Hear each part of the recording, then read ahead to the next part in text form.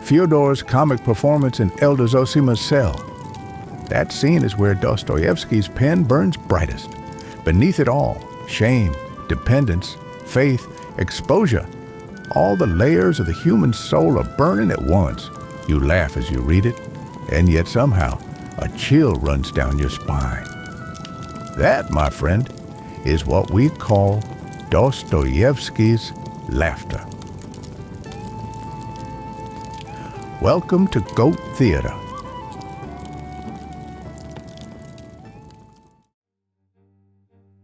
Fyodor, the patriarch of the Karamazov family, is often accused of being a symbol of evil, even branded as a heartless, immoral father.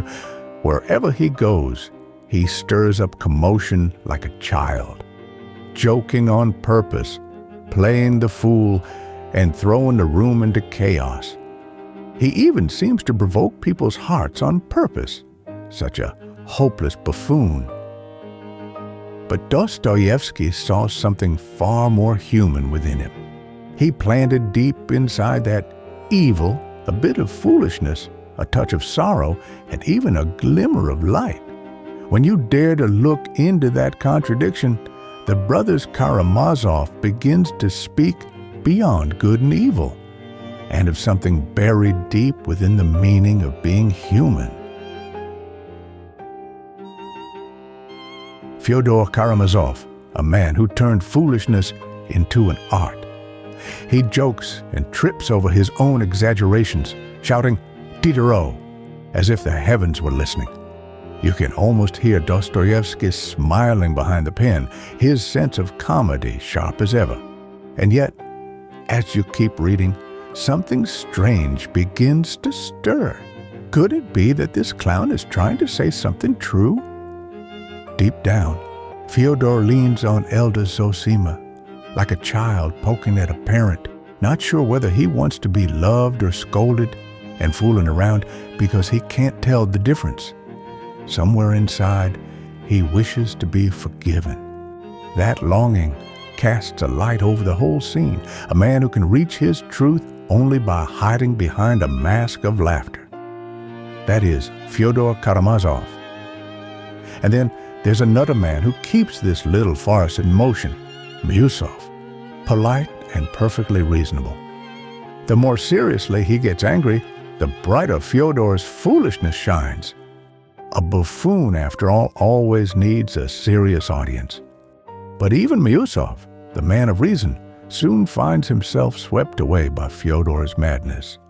Fyodor jokes, Miusov erupts in righteous fury, and together they mirror the two poles within every human soul, reason and impulse. All the while, the pious Elder Zossima has been sitting in silence watching the two of them. Then, at last, he speaks softly. "You know," he says softly, "it's sometimes a very pleasant thing to take offense." Ah, that line strikes deep. He does not deny anger. He simply recognizes the sweetness that hides within it, the strange pleasure humans take in their own fury. Zossima judges no one. He only observes and tells the truth gently. Fyodor's foolish play is his shield. He laughs so he will not break. Anger, after all, often blooms from shame, from fear. And Fyodor, poor soul, turns that pain into theater. He can't help but exaggerate his own wounds. In Zossima's words, there is a depth that can hold all human weakness. Seeing through every layer of Fyodor's foolishness, he does not stop it. He only wraps it in a smile, not forgiveness, but something more elemental, an understanding of humanity itself. Elder Zossima knew. He knew that even within all our contradictions, there lies in us a power, the power to return someday to stillness, not to suppress anger, but to hold it close until at last it softens into a smile. If God remains silent, then humankind must be the one to laugh.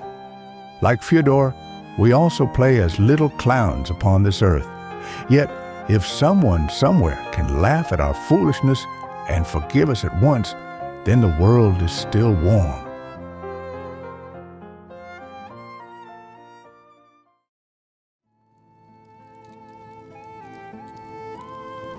Well then, the fire is burning low. Let's throw on another log. Laughter and tears, they burn in the same flame.